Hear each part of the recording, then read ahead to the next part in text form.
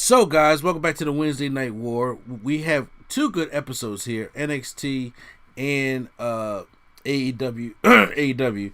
So, let's start off with, first of all, we got a no disqualification match between Karrion Kross and Santos Escobar.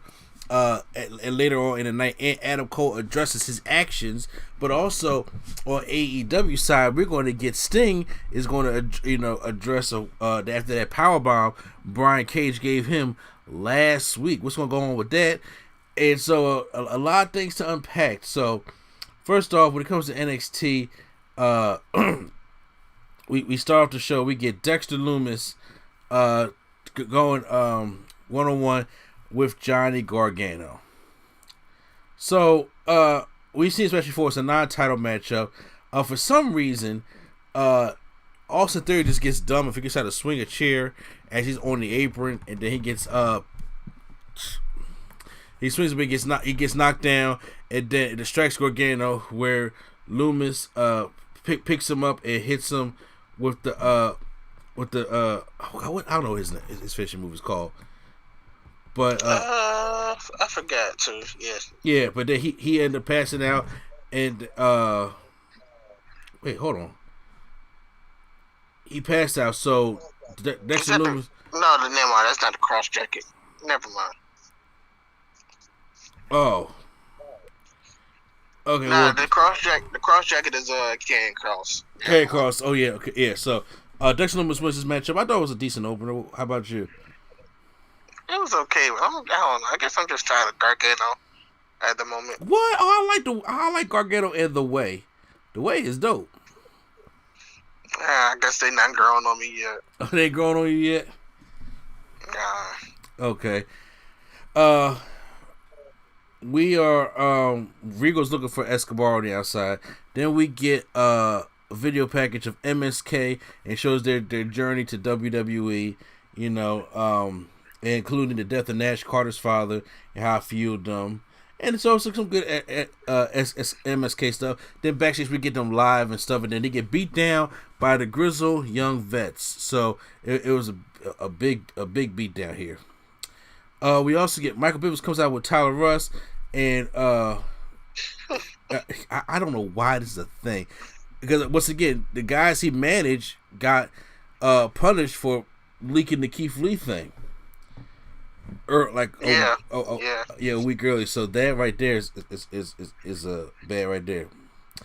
And then Bivens says that he thinks of Ruff as a son he never had and never wanted, and that's why he's giving him the opportunity of a lifetime against Tyler Russ. Are you kidding me right now? So Ruff makes his entrance, but before that happens, Swerve come out, the new heel turn that we didn't get to talk about last week. Comes out and starts beating down Leon Ruff and everything, and then it's like a bad beatdown actually. So first of all, how you like Scott's heel turn? Because he did like a Death Valley driver throw on Leon Ruff on the the apron of the ring, which kind of looked cool. So how do you feel about it? I would have to. My bad. Mm-hmm. I don't know. I'm gonna need more evidence, because I don't know. At the moment, I'm not feeling it. I don't know. I don't know if it's the hair, the grills. I don't know. I'm not feeling it at the moment. Oh, you're not feeling Swerve? No, right now. I mean, that's Shane Strickland, man. Well, I'm not feeling it. Well, we get next to we get your boy Cameron Grimes. First of all, we never talked about it.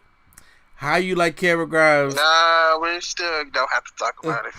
I got money. I stack money. Said to the moon.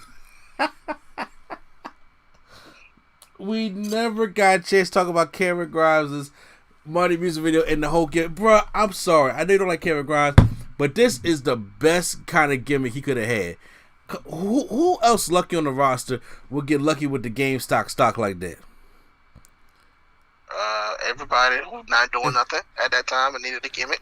Well, I'm saying, look, Swerve don't need that. Something like that. He's the perfect guy to be annoying and heel enough to do that. Yeah, but I don't like the way that he's doing it is stupid. Why you say he's stupid? Why you say he's stupid? Because he's like, I'm gonna watch clips of the $1 Million Man, but then not watch the whole thing and do it poorly. I know that is probably part of it because he stacks money to the moon. Yo, I ain't gonna lie. The first time I saw it, I was like, this joint kind of catchy though. And the whole day, I was rapping that song. I definitely was. Io Shirai taking on Zoe Stark. Zoe Stark is starting to come up in the rankings of the NXT Women's Division. Very athletic woman here. She had a win over Jabba last week, but her and Io Shirai, like she was actually giving Io Shirai some of the business for her being the NXT Women's Champion. So, but in the end, she's in a new class that they just announced. Oh, really? Yeah. No, okay. Yeah, so she is she's very athletic. So I tried to lift Io for a German, but Io counters with a roll up into roll up, but then follows up with a running knee and then hits a moonsault for the win. After the matchup, Toni Storm comes out and she wants a NXT Championship matchup with Toni Storm, which I think would be kind of cool too. So I'm with that. I missed the backstage stuff with the way Casey Catanzaro takes on Xia Li. What did I say was going to happen? Didn't I say this was going to happen? That they're going to go after one or the other. So Xia Li is just dominating here on Casey Catanzaro, while Kaden Carter's on the outside, just just mouthing everything off and getting all pissed off. And then after the match, we have Xia Li kind of like chokes her out. And she gives her her kick to the head of Casey Catanzaro. She's out. Xia Li, the referee calls the match, and afterwards we have Casey Catanzaro right there on the steps, and she's just her leg is just laying across there. Xia Li stomps down this joint, apparently to break her leg. First of all, it looked brutal. Mm-hmm. It looked brutal. And I liked it. I was like, oh, they were Casey Catanzaro. So Kaden Carter was like, no, I ain't trying to have this. So we know Kaden is going to go up there and try to face Xia Li next week. And we're going to see what's going to happen to Kaden Carter. And as we'll see. It looked like Catanzaro might be out for a little bit after that. With her leg bent. Oh yeah, she is going to be out because she's nursing a real injury also. So injured her for real. She injured her for real. So we get Cameron Grimes going around, and then he sees this guy dribble the basketball, and he says, "Look, I'll give you, if you can dribble 10 times, I'll give you $1,000." But then the guy just dribbles it once, and then he just punches the guy and everything. So, like I said, just mocking the $1 Million Man. I remember when the $1 Million Man did that back in the 90s. And first of all, I was pissed. And I was a little kid, I was really upset. Like when, because it was a little black kid too, you know that? And he was just like, he was just clowning him and just saying insultful things to him and shit like that. And saying like, you know you need the money. And he dribbled his ball 10 times. If you get it, I'll give you $500. And the boy gets to 9. And he kicks the ball. Bruh, and I was just like, the boy looked devastated, and I was just like, yo, that back then was like true heel heat. Did that ever upset you at all? I mean, I thought it was a good heel. I mean, I was like, oh yeah, that's what you do. Oh man, yeah, that's a heel heat right there. Grizzly Young Vets taking on Drake Maverick and Killian Dane. I thought I was gonna be real quick. Mm-hmm. What's the best heel heat that you can get in a character that's pretty much similar to Trump? I mean, that's like heel heat times 1,000. You said Trump is heel heat times 1,000? I mean, a character that's similar to that. Think about it. Isn't the $1 Million Man not similar? I mean, he is. He's more character. I mean, I'd rather sit there and watch him. But yeah. I mean, you're right. Heel heat. I mean, look, I'm not saying it got me upset. That means it was legit heat. So a lot of people can't even get legit heat anymore. So, but that right there was like straight. Like, dude, see me outside, son. See me outside. So, we had the Grizzly Young Vets taking on Killian Dane and Drake Maverick. The less I see of this team, the better. Because I thought I was going to like it, and then I don't. I'm like, Killian Dane needs to be doing much more than just teaming with Drake Maverick. And Drake Maverick just be lucky he got his job back, to be completely honest with you. Meanwhile, as they take Killian Dane on the outside, we have Drake Maverick try to go for crossbody, don't work. He gets put into oh God, what, you know what I'm talking about? The tombstone double knees. I can't forget what they call that move. I don't know what they call it either, but I know what you're talking about. Yeah.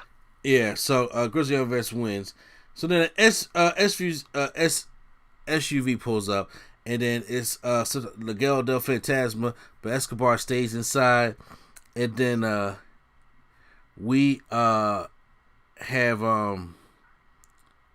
oh, wait a minute, hold on, I missed this part because I didn't see the part where like Killian Dane walks in there, carry Drake Maverick. Alexander Wolf is on there. X Dane, what's he doing? Saying he used to be a monster. Dane looks conflicted. Then drops Maverick into a chair. Yeah, please break them away. Karrion Kross taking on Santos Escobar in a no disqualification match. It begins in the parking lot as Santos Escobar doesn't get out the car, and then Karrion Kross takes a pig axe and then starts wailing on the side of his door after taking out Legado del Fantasma. As Escobar gets out, he hits him with a trash can, starts beating down on him, then they all jump him, and it becomes a 3-on-1 assault.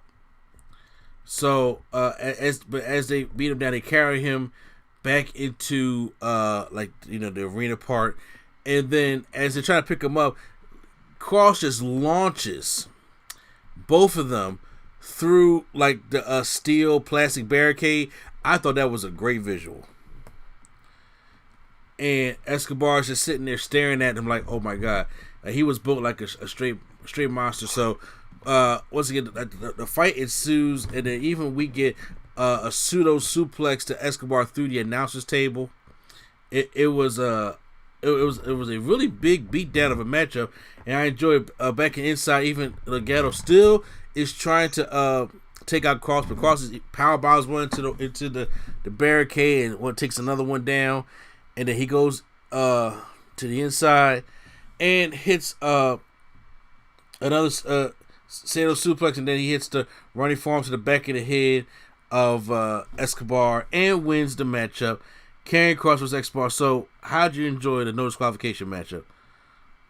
It was okay, I guess. You didn't like it? Oh, I liked it. I loved it. I thought it was cool. I mean, I thought they could have did more, but then again, it is a TV match. But I don't know. I guess it's just me. Yeah, I mean, because I felt this, I was like, because people just don't just look at Escobar as a cruiserweight. I was like, no, the man's, is a badass dude, but it's nothing against, Karrion Kross. Karrion Kross come out there. I don't know why the whole Escobar thing is a thing, or why the rivalry thing is happening, because he's not going to go for the Cruiserweight Championship. That wouldn't make no sense at all.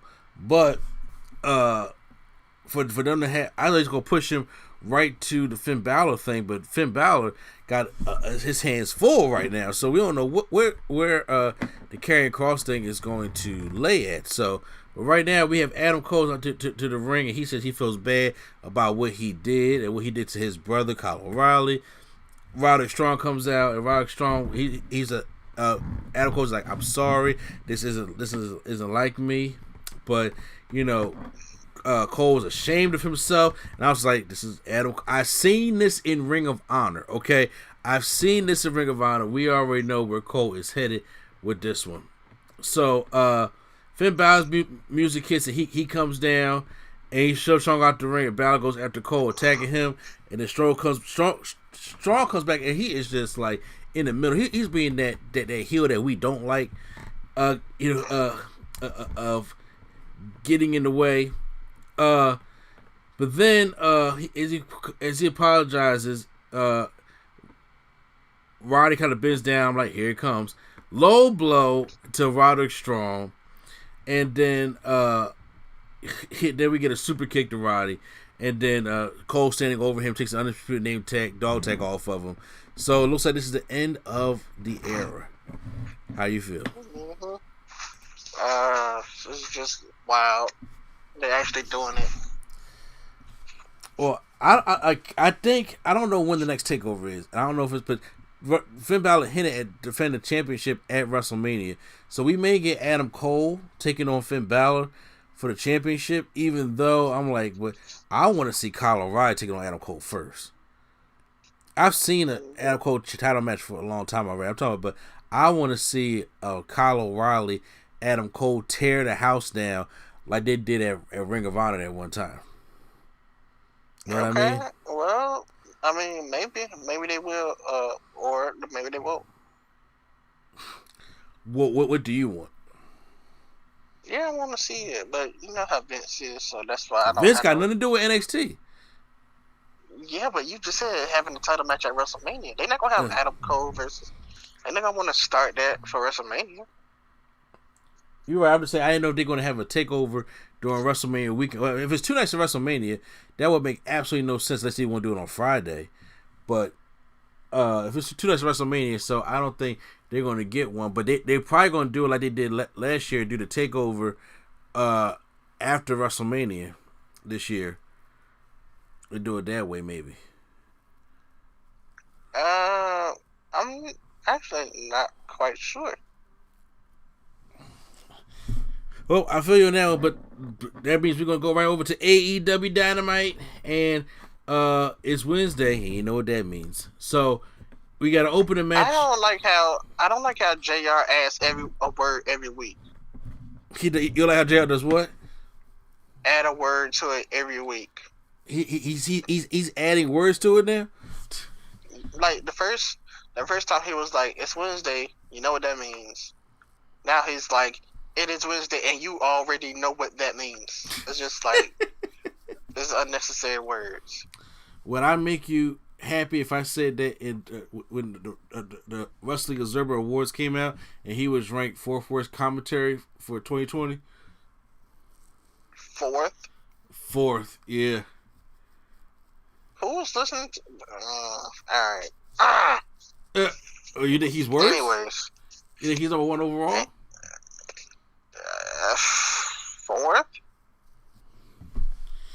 Does that mean that 3 people is better than him? Is what you're saying? I'm saying that 3 people was worse than him. He was ranked number 4 of worst commentator. Nah. It's about Josh Matthews. No, Michael Cole was number 1. Michael Cole, okay. And they put Corey Graves was number 2. And Beth Phoenix was number 3. Well, yeah, Beth Phoenix hasn't really. I guess Beth Phoenix been phoning it in lately. She hasn't been there, so. Yeah. And then they had JR number 4. So. Alright, but we gotta open the matchup. Jon Moxley taking on the Hollywood hunk, Ryan Nemeth, which is we know. No. We're not gonna do this. I see what they're trying to do here. What they trying to do? This is Dean Ambrose, Dolph Ziggler, SummerSlam 2013. Well, I mean, it kind of is because this whole matchup is controlled by Moxley. Okay, Moxley just yeah, and he's just doing that. So, and then all of a sudden, Moxley hits a paradigm shift on Naaman, wins the matchup. And it's over like that. It really is. I mean, there is more of it, obviously, but you know, it's basically the gist of what it was.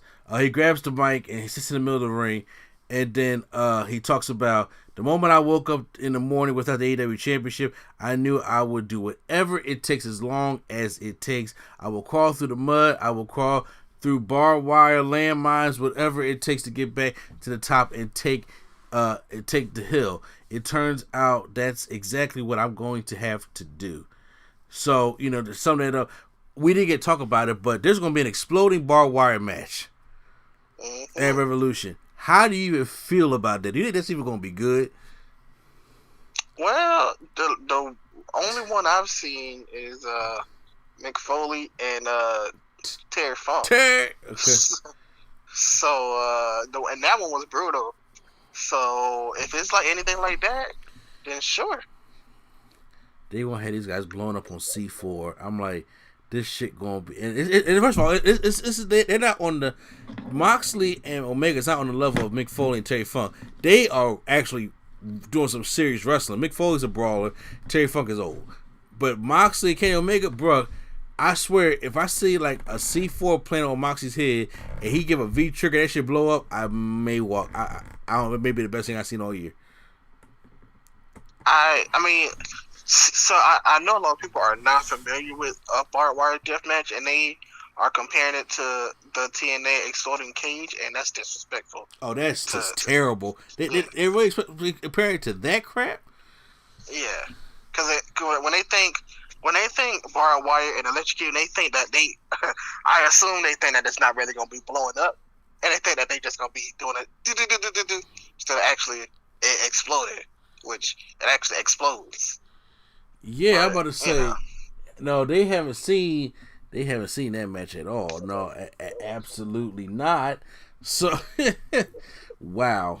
Okay, well, up next, first of all, well, at Revolution, he does his promo, and Moxley says, you know, the idea of a exploded barbed wire match is way too attractive, but you get the feeling that he can't get enough of it. Seems like a hell of a way to go out.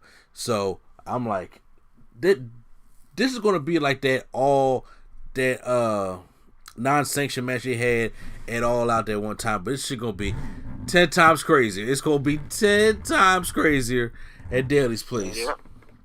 And I can assure you, I guess it might as well be not a spoiler, but I know Mox is not winning. I already know that. So. Oh, you think? Well, you know, it would make sense to keep the belt on Kenny Omega. No, he got a baby. He's literally got a baby due any moment now. How long has she been pregnant? I don't know. She looked like she about done. Man, I really have not been keeping up with it, and things have just been flying past me so much. I'm like, when was the last time she? Because I'm like, I just got used to last week when Cody had the most. Look, this is sad to say, the most safest gender reveal in the past year. Okay, and that's saying a lot. I mean, it was still a little bit too much for me, but all right. Bro, look. Anybody out there listening, if they like doing gender reveals, okay, but you don't have to do all this elaborate stuff, because you heard about the guy who died trying to set up something for his gender reveal. Well, I mean, I don't want to say too much of that, but you don't have to do all that. You could have just honestly opened up a card. You really, or you know what? How about this one? Like the one that my sister-in-law did. Cut a cake. Yeah. And you cut a cake, and whatever cake flavor is in there, that's the one you do. Mm-hmm. You don't have to have nothing explode or anything like that, because why are you having stuff explode in the first place? Exactly. It's neither here or there. I mean, if you want to be creative but safe, like remember when Zion dunked the ball and it came out like either blue or pink. Well, yeah, he's a basketball player. That makes sense. Nobody is a freaking pyrotechnic engineer. Just randomly like, hey, I just want to randomly make fireworks. Like, that's just I don't. I look, trust me, I understand. You are really trying to be like respectful right now, and I feel you on that one. Yes, we're recording, so yes, but yeah, I'm just recording. No, I'm just saying, but guys, it don't have to be that deep. We didn't even have a gender review. I just said, is it a boy or girl, Doc? And he's like, well, you gonna have a girl, and I was just like, all right, rich man's family, okay, I'll let everybody know. Y'all see her at your baby shower, but neither here nor there. So yeah, so that's why I know she's about to bust. But anyway, oh, you know what? Just real quick though, the funniest one I've seen is they have two people in big outfits and they have a boxing match. I didn't see those ones yet. Oh, the winner against they knock them out, like they physically knock out this person in a big baby outfit. I think it's funny. Knock these people out to figure out if it's all this stuff. You save all that money for the baby shower, bro. Save all that money for the baby shower. Yeah, I don't know, but I thought that was funny. They got a little ring set up and everything. They have a fake match, and the boy or the girl, whoever gender is, they knock them out, and I think that's funny. So. You know, okay. It's like a wrestling match. It's like Stone Cold versus The Rock, but like people be like 1, 2, it's a girl. Yeah. So, you know what? You know that actually sounds kind of entertaining. That's actually kind of entertaining. Next up, we kind of went off on a tangent. Next up, we get Absolute Ricky Starks and the Machine, Brian Cage taking on the Varsity Blondes, Giff Garrison, and Brian Pillman Jr. Taz is on commentary for this matchup. The match is pretty much a throwaway because we know that we are not here for what this match is going to be, because Cage gets a blind tag and took off Pillman's head with a discus lariat and then hits him with the drill claw, a quick one, for the victory. Then all of a sudden we see Sting we have cinematic Sting showing that, hey Vince, I can do cinematic matches. He's sitting there, he's driving this car as he's dragging this body bag behind him. I was like, how was this okay? And then as he stops, Darby Allin gets out, and then all of a sudden the arena went dark. Okay. Oh, well, see, that's how the desert. Then all of a sudden, the lights came back on, and then it was Sting. Sting was dragging out a body bag. He was like, oh, my God. This better not be like the new Sting and Darby Allin entrance. That would be fucking stupid. I hate that. But then we see that in the body bag is Taz's son. And I like how they get the curse on Dynamite. You son of a bitch, what the fuck? And I like how they get the curse on there. And then in the ring, here comes Darby Allin on the zip line. He gets the Shawn Michaels treatment. I told you. That's supposed to be Sting, but I guess they canceled it. Yeah, bro. Sting is 61 years old. Or 2. I'm pretty sure they tested out. He was like, yeah, nah, I'm not doing this. No, Sting can't be doing that. First of all, then Darby comes down. It's like it kind of like zooms past him, and he tries to hit him. It doesn't work out like he thought it was going to work out. I thought that was kind of cool. So they start attacking Brian Cage and Ricky Starks, and then Sting gets in there, slowly takes off his. So just real quick, I thought he was gonna come from the top, but I guess that's way too high for him to try to do that. At Daly's place, absolutely. Because like their top is like really high because they don't have a ceiling and they have a top. Mm-mm. But when he used to come from the ceiling, it used to be like quick. Watching old footage, just like he used to like bam, snap it off, bam. It was like, dang, that was quick. That's a quick release, and then a lot of things change after Owen Hart.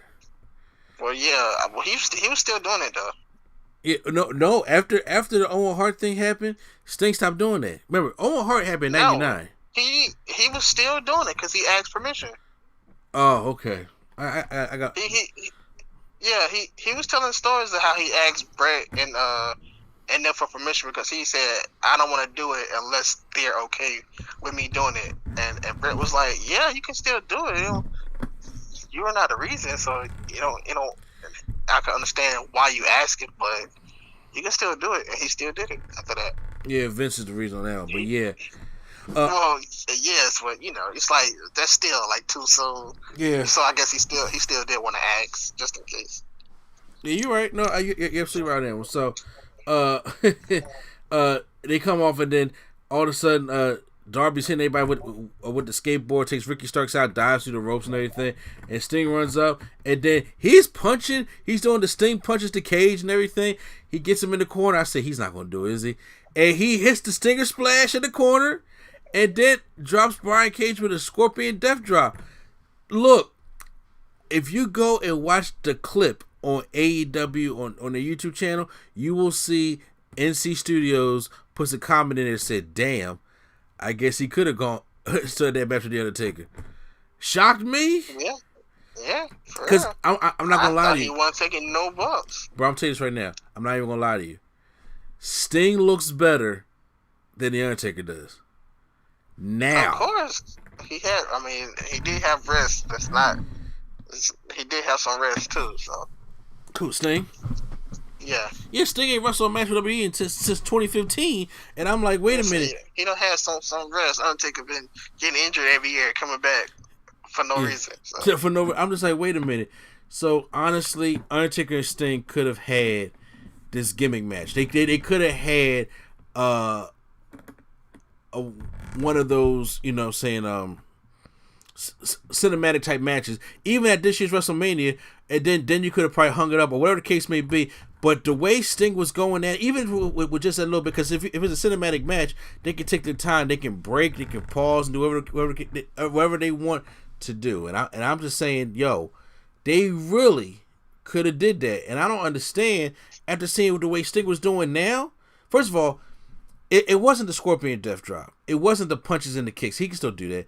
It was the Scorpion Splash, because you know how he got to get up for that. Mm-hmm. And hit that angle. It was the Stinger Splash that really showed me like, wait a minute. Now, do I want Sting to be doing this stuff in a street fight? No, but I'm just saying. But I think it being a cinematic match, I think it will be. I hope it's a cinematic match. It'll be kind of dope. But them showing like the little cinematics, I think it'll be dope. Will be kind of cool. I thought the only reason that it was a street fight is so that he could only do the punches and the kicks. Uh-huh. But I guess he's gonna be taking some bumps, at least a little bit. Yeah. Tony Schiavone is interviewing Miro and the newlyweds of Kip Sabian and Penelope Ford, which she's not Penelope Sabian. I don't understand. And then he just a little uncomfortable. Miro asks him why. He said because what happened at the wedding. He said, Tony, the fact that we're even having this interview is a joke. Beach break was supposed to be the best day of our lives, but what happened, Tony? Asked Kip. Well, it was destroyed. And then, who was it destroyed by? And Kip said destroyed by Charles DeBella and Orange Cassidy. So, they couldn't even go on their honeymoon. So, what's going to happen is, at Revolution, it's going to be a tag team match. Miro and Kip Sabian taking on Orange Cassidy and Chuck Taylor. So, because Trent is still injured. So, whatever. It's not what I'm looking forward to be honest with you. We have a next match. We have the following, which they made to let everybody know. Brandon Cutler, who was 8-1 in his past 9 singles matches, versus Jake Hager. And I'm like, so why do we have to know that? Because he got squashed by Jake Hager. So I was like, what was the point of this? So that you can know he's winning. Because there was one point where he had 0 wins at all. Okay, well, yeah. Well, so afterwards, Matt Jackson grabs the microphone and says, yo, Chris Jericho. Because after the Inner Circle, came out and joined Hager in the ring, and then, of course, the Young Bucks came in the ring and gave, super kick to Santana and Ortiz. They aimed for Hager, but he got out the way. He was talking to Chris Jericho. He was talking for Jericho and MJF, and he had to wait till Revolution. The usual bullshit. But then Jericho and MJF is on the big screen and said, "We ran into someone wandering backstage. Does this belong to you?" And he held up a bloody unconscious. Nick Jackson. Huh? Nick Jackson. No, Papa Buck. Nah, that was Nick Jackson in the wig. You can't fool me. Why he need a wig? He already got long hair. Bro, Nick Jackson and their dad look just alike. It's crazy. Papa Buck. They beat that Papa Buck. Yes. And first of all, I just like how when they would slam him into things, he would fall down. He would just stay in that position and kind of slowly melt down. I was like, oh my goodness. Yeah, he didn't take a bump in a few years. He used to be out there all the time getting super kicked or something, but now he just kind of, So, it put a little more heat. Then we have MJF and Jericho. It's an SUV as Matt Jackson chases after it, but then, it runs off. Well, so, okay, so that one gets me. I still don't understand how Jericho going to hang with the Young Bucks. I really don't, but whatever. We get a hype package for next week's episode, Dynamite the Crossroads, which is going to have Shaq and Jay Cargill taking on the American Nightmare Cody Rhodes and Red Velvet. Bruh, this is either going to be the worst match or it's going to be an entertaining match? Which side? Oh, wait a minute now. You can't leave out Mr. 71 himself coming back. Oh, can I please? That is going to be something I am looking forward to, just because. It's Jurassic Express, right? Taking on FTR in a 6-man tag match with Tully Blanchard. When he did that off the top spike pile driver and rolled over, I was like, oh, this man. Okay. Oh, yo, we gotta make sure we do we do as close to that review as we possibly can. I mean, you know who's next, Jake coming back. He done took 2 bumps 2 weeks in a row. No, bro, not the way them knees was looking. Them knees was on shaky ground, and I ain't talking about Temptations. They was on shaky ground. So, man, that's funny. Look, I'm just saying. Look, what we gotta do is on Wednesday night we gotta instantly do a review, bro, and we gotta head to Jordan because that's gonna be an entertaining show. Yeah, I think it's like a TNT special or something, right? Yeah, it's called AEW Crossroads. I'm pretty sure they're gonna probably highlight Kenny and Charles and Ernie somehow, some way, doing like a sports report or something. I mean, it's probably gonna be dope too. And think about it, this is gonna be after Revolution, so we will get the fallout from. It's before. Oh yeah, that's right. It's before. I'm sorry, before. Damn, before Revolution. So it's the go home show, the Revolution. Yeah. So it should be dope. So I don't know. NXT can't beat this next week. Private Party, Isaiah Cassidy. Real quick, they also have a ladder match on Sunday that they haven't really talked about much. Who's in the ladder match? It's like Cody, I think, like Brian Cage and like other people. Brian Cage can't be in there. He's in the street fight. No, not Brian Cage. But I feel like it's somebody big like Brian Cage. I can't remember right now, but it's a ladder match for the TNT. There's gonna be winner faces Darby for the TNT Championship. Oh, it's like one of them kind of like number 1 contender ladder matches. Okay, hold on, because I gotta look this up now. AEW Revolution, and we gotta see who's in this ladder matchup, because it could just be a Cody thing. Hopefully Cody don't get injured by facing Shaq, because Shaq don't wrestle. I don't think they have like a surprise person that they can announce at the show, so that person might win. All right, so far. Oh, it's called Big Money Match. All right, the Big Money Match is no, right? Oh, that's Adam Page and Matt Hardy, which I will get to. Okay, this one's called Face of the Revolution Ladder Match, and it's Cody, Scorpio Sky, Pentagon, Lance Archer, 10 from the Dark Order, and Max Caster, and 1 TBA. Okay. So, well, I could say either Archer, the TBA gonna win, Archer or Scorpio Sky. Okay. But let Scorpio Sky win so he can get the TNT Championship. Yeah, that'd be kind of dope too. So yeah, Isaiah Cassidy taking on Jack versus Hangman Page was next. Of course, Matt Hardy was on the outside, building this whole thing up. Adam Page beats Isaiah Cassidy with the buckshot, but no, I'm lying. With the dead eye, finally with the dead eye, because Isaiah, he tried to get out of it, but he just planted him with it, and then afterwards, you chose the Dark over Big Money Matt, which I told you he was Big Money Matt. And wanted to give the word, but then he said, you betrayed me. He said, but now I own 30% of everything you had. But then Adam Page said, no, well, I have another contract that you have signed. I pulled a fast one over on you. And, Matt Hardy didn't didn't like that. He pulled a fast one over on him, and he said, "But look, if you win at with Revolution, I get 30%. If you win, you get 30%, or it's 100%. I don't know. It's 100, but the whole thing kind of seems stupid to me. I mean, it's a money match.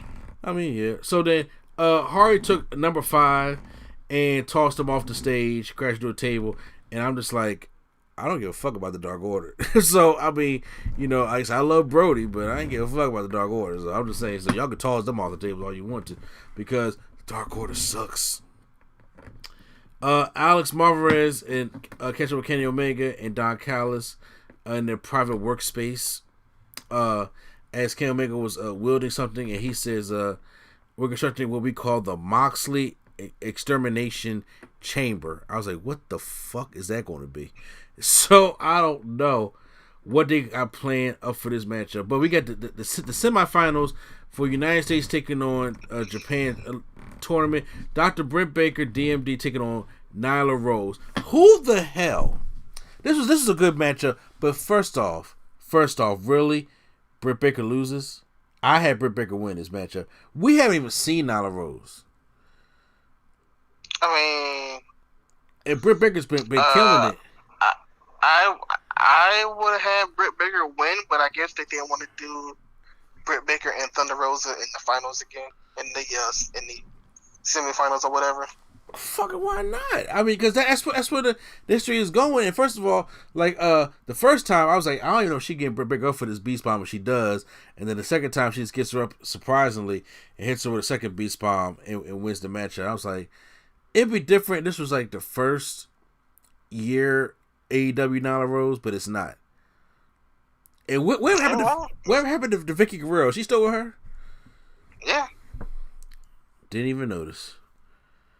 Didn't even notice. Did you? I mean, I didn't. I don't even know why. I don't know why they treat their women's champion like trash. It's weird to me. It's like they book them on the show every week, and then when they're actually champion, they don't book them at all. Yeah, you're right. Like Hikaru Shida was on the show almost every week before she became champion. Then when she became champion, now she's barely there. Just like Riho. Riho became champion. Riho was barely there. Nyla Rose became champion. Nyla was there, but she was barely there wrestling. It's like, I don't know. I don't understand their method sometimes. Neither do I, because they don't do great by their women's division at all. Okay, main event time. In the Face of the Revolution ladder match qualifier, we get Rey Fenix taking on the Murder Hawk, Lance Archer. Jake Roberts is back. So he probably got a knee brace on this time. So the match is pretty good, as a Rey Fenix match usually is, and then of course, so is with the Lance Archer stuff. Lance Archer hits a huge forgot what his the blackout. Excuse me, yeah. Hits because he first he hits a choke slam on Rey Fenix, and then and that doesn't work. But then he hits a blackout where Phoenix sells it beautifully and wins the match. So Lance Archer's going into that ladder match up, and then after the match he fist bumps Lance Archer for much respect. Phoenix will need to be killing himself in no ladder matches anyway. So and that was AEW. So in your opinion, who won for the week, AEW or NXT? All right. Well, I'm gonna go with for me, I'm gonna go with NXT. Won it for me this week because I enjoyed a lot more than what they did on NXT this week. And I'm gonna go with I like AEW this week personally. Okay. Well, so yeah. So guys, you guys can post that comment down below which shows you guys went for the week. We will be back here. If I got a drag prime, we're gonna have to be back here on Thursday. To do the Wednesday Night War to talk about that stuff that's going on for the Dynamite Crossroads show. But like, subscribe, and share if you listen to us on YouTube. But then once again, if you listen to the podcast, we are about to move on. But once again, this is NC Place we Chum Chum and D, and not the for prime time. All right, y'all. All right, and the Nerd Coalition is out.